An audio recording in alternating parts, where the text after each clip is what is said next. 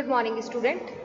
Cost of capital, पूंजी की लागत के कुछ इंपॉर्टेंट प्रैक्टिकल क्वेश्चन के बारे में हम बात करने वाले हैं।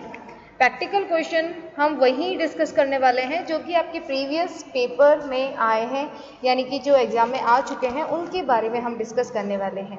तो ये बहुत ही इंपॉर्टेंट क्वेश्चन है जो कि हम सॉल्व करेंगे। तो सबसे पहले हम डिबेंचर का क्वेश्चन लेकर देखते हैं कि डिबेंचर का किस टाइप का क्वेश्चन आ सकता है। तो चलिए स्टार्ट करते हैं। ये आपकी बुक का क्वेश्चन नंबर 3 होगा। क्वेश्चन नंबर 3 है आपकी अग्रवाल कोठारी का। क्लियर है आपको? क्वेश्चन आपको कह रहा है कि Modern Syntax Limited is a considering to issue 40 lakh of rate 212% debenture at par. 40 lakh के हैं,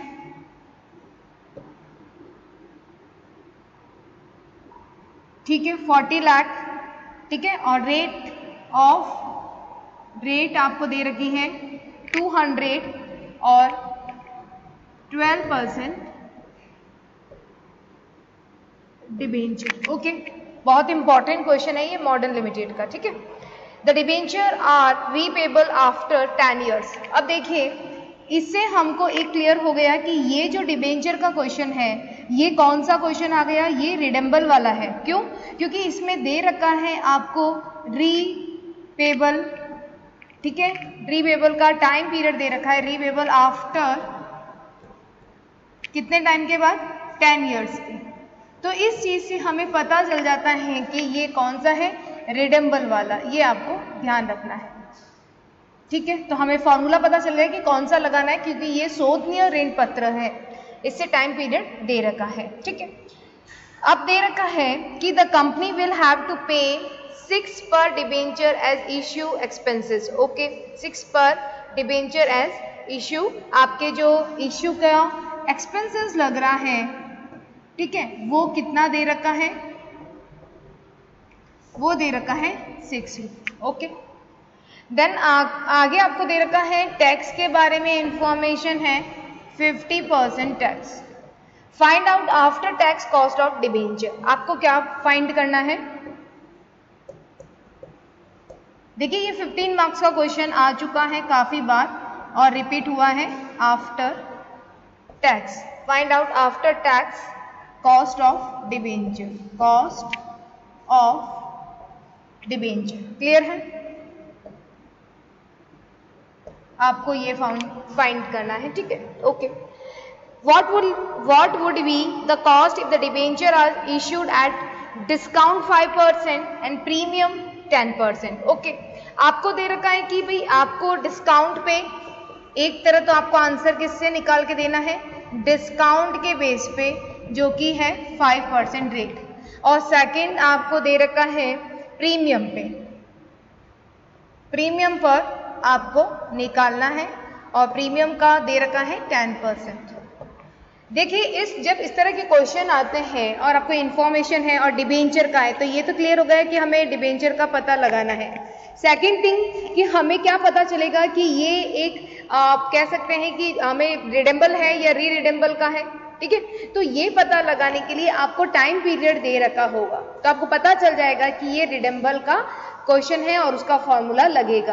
परपेंचुअल वाले डिबेंचर में, जिसमें हम शोधन नहीं करते हैं, जब हम बहुत सिंपल सा फॉर्मूला लगाते हैं, वहां पे आप देखते हैं I अपॉन NP मल्टीप्लाई 100, ठीक है। ये सिंपल सा फॉर्मूला लगा रहे थे कब, परपेंचुअल यानी चिरकालिक ऋण पत्र होता। लेकिन यहाँ पे क्या दे रखा है, रिडेम्बल का दे रखा है, इसीलिए हमारा फॉर्मूला क्या लगेगा, रिडेम्बल वाला। ओके, तो चलिए इसका सॉल्यूशन देखिए, स्टेप बाय स्टेप करेंगे। सबसे पहला हमें फॉर्मूला पता होना चाहिए कि फॉर्मूला क्या है। मैंने आपको बताया था कि K कॉस्ट को डिनोट करेगा और यहाँ पे D किसको करेगा, डिबेंचर को। ओके, और यहाँ पे जो हमारा फॉर्मूला है वो है आफ्टर टैक्स का। अब आपको पता है कि I किसे डिनोट कर रहा है, I कर रहा है आपके डिबेंचर को। क्लियर है ना? अगर D होता तो ये किसको बताता, सॉरी I किसको बता रहा है, I बता रहा है इंटरेस्ट को। किसे बताएगा, I इंटरेस्ट को, ठीक है। अगर डिबेंचर होता प्रेफरेंस शेयर तो D आता, बट यहाँ पे क्या है, I लगेगा। Clear? Plus R V minus N P upon N.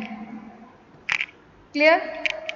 यहाँ करना है R V redeemable value plus N P net profit upon 2 और यहाँ मल्टीप्लाई करना है हमें 100 और हमें निकालना है आफ्टर टैक्स, तो हम डायरेक्ट इसमें कर देते हैं 1 माइनस टी।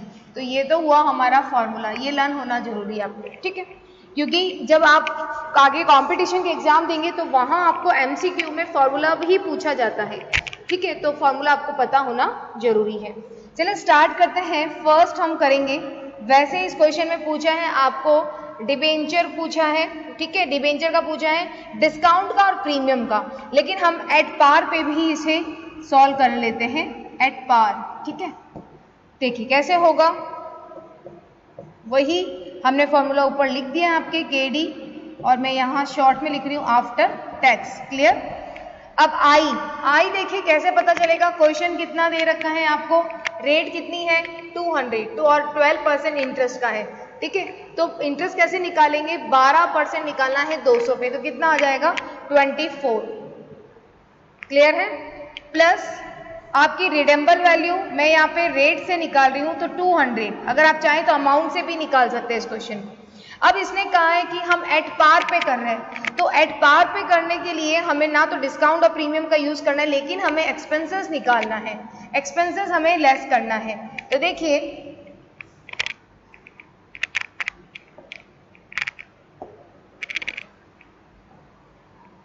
एक्सपेंसेस अगर आप निकालेंगे तो देखिए 200 आपका क्या है टोटल या इश्यू किया गया है, लेस इसमें से क्या कर देंगे हम लोग 6 कर देंगे, तो ये कितना आएगा 194 और ये हमारा क्या कहलाता है एनपी नेट प्रॉफिट। क्लियर है? ये 6 क्या है, इश्यू के समय जो एक्सपेंसेस हुए हैं वो है, तो ये आ जाएगा 194। क्लियर? अब यहाँ पे टाइम पीरियड कितना दे रखा है, एन कितना दे रखा है, 10 ईयर्स के बाद क्या हो रहा है ये पेबल होगा, तो इसलिए आपका 10 आ गया। क्लियर? अब हम करेंगे अपॉन, वही आपका 200 आ जाएगा आपका रिडेम्बल वैल्यू प्लस 194 और अपॉन 2 और मल्टीप्लाई मैं यहाँ कर देती हूँ 100 और टैक्स रेट क्वेश्चन में हमें गिवन थी 50%। ओके, तो 1 माइनस 0.5। क्लियर? इसे सॉल्व करने के बाद देखिए कितना आता है, 24 तो आपका रहेगा ही, ठीक है? प्लस हो जाएगा, ये आ जाएगा आपका, हम इसे डिवाइड करेंगे तो 200 माइनस 194 6 और इसे डिवाइड करेंगे 10 से तो 0.6। क्लियर? और डिवाइड कर देंगे 197। अब 197 कहाँ से आया, देखिए यहाँ पे क्या था,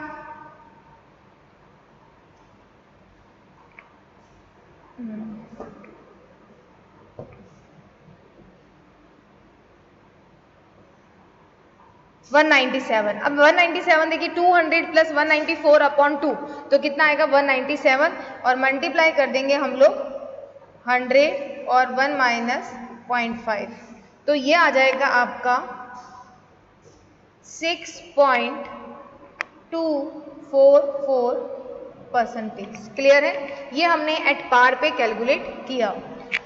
अब देखिए आपको जो वर्किंग नोट देना है वो आप नेट प्रोसीड पर डिबेंचर दे सकते हैं, face value minus issue expenses करेंगे, तो अभी जो हमने किया था 194 वो आया था, वो आपका वर्किंग नोट इसमें बन जाएगा। बात करते हैं सेकंड पॉइंट हमें करना है एट डिस्काउंट पे, और डिस्काउंट आपको पता है कि क्या होगा, लेस होगा। बस सिंपल सा क्वेश्चन है केडी, और ये 15 मार्क्स आपको दिलाता है एग्जाम, है ना, क्योंकि ये बहुत बार 15 मार्क्स में आ चुका है। एज इट इज क्वेश्चन आता है मॉडर्न लिमिटेड का। तो यहाँ पे देखिए कितना होगा, इंटरेस्ट कितना है 24, सेम ही आएगा कि क्या सा आया 24, तो देखिए 200 था मल्टीप्लाई 12%, तो ये आ जाएगा आपका 24। क्लियर? अब देखिए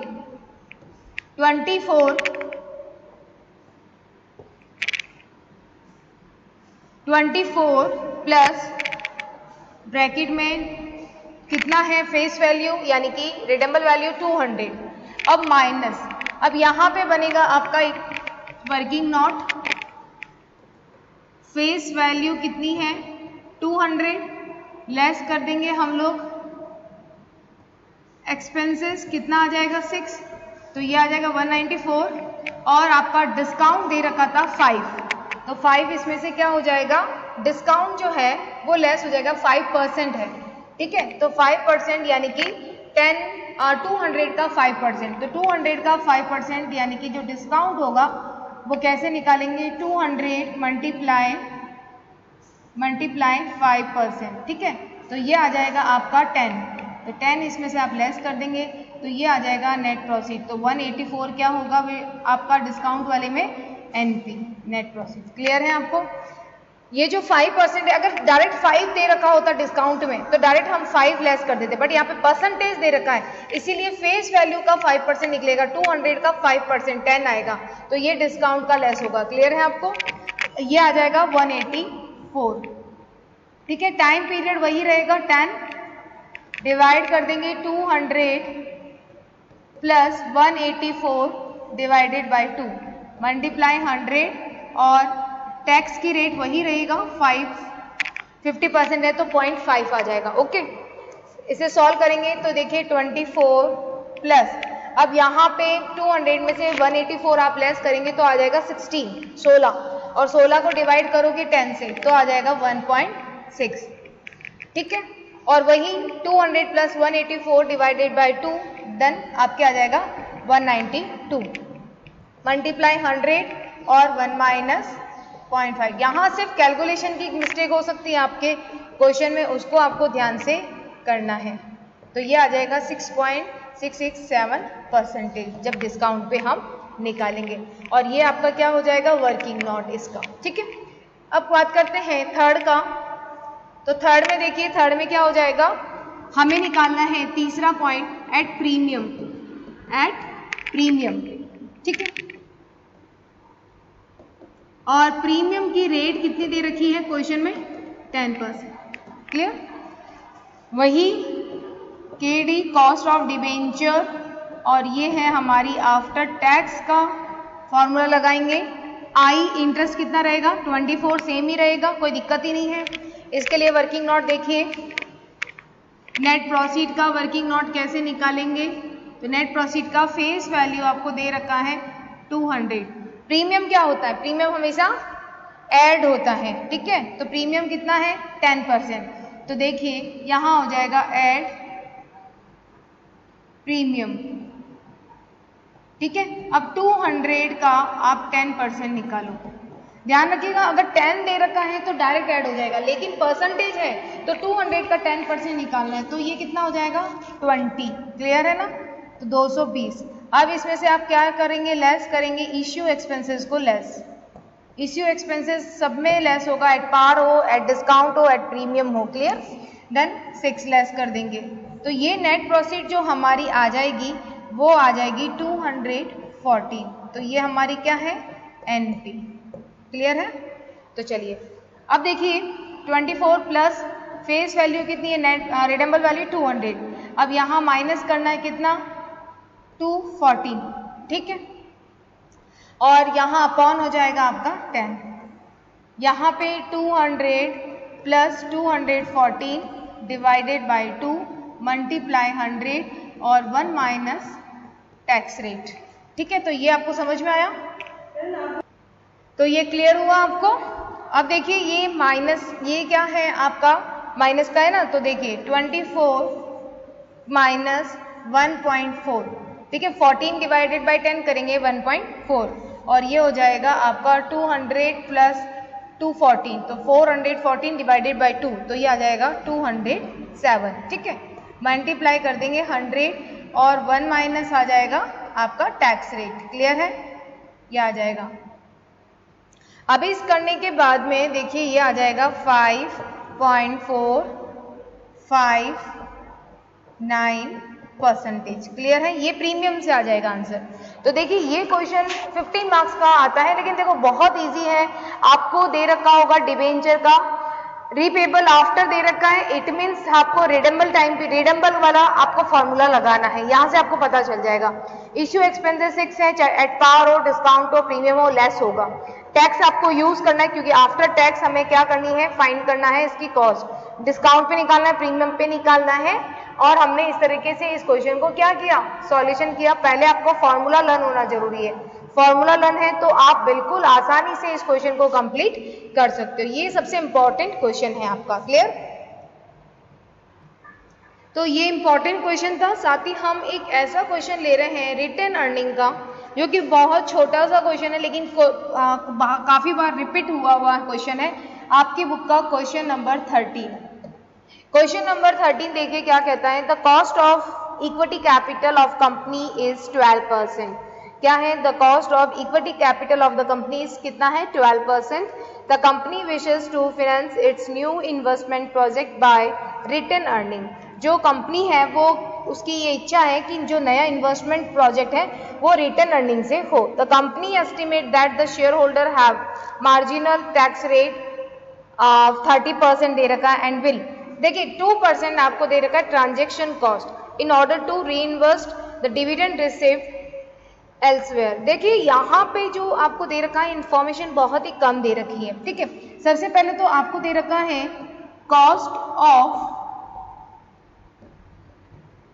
कॉस्ट ऑफ इक्विटी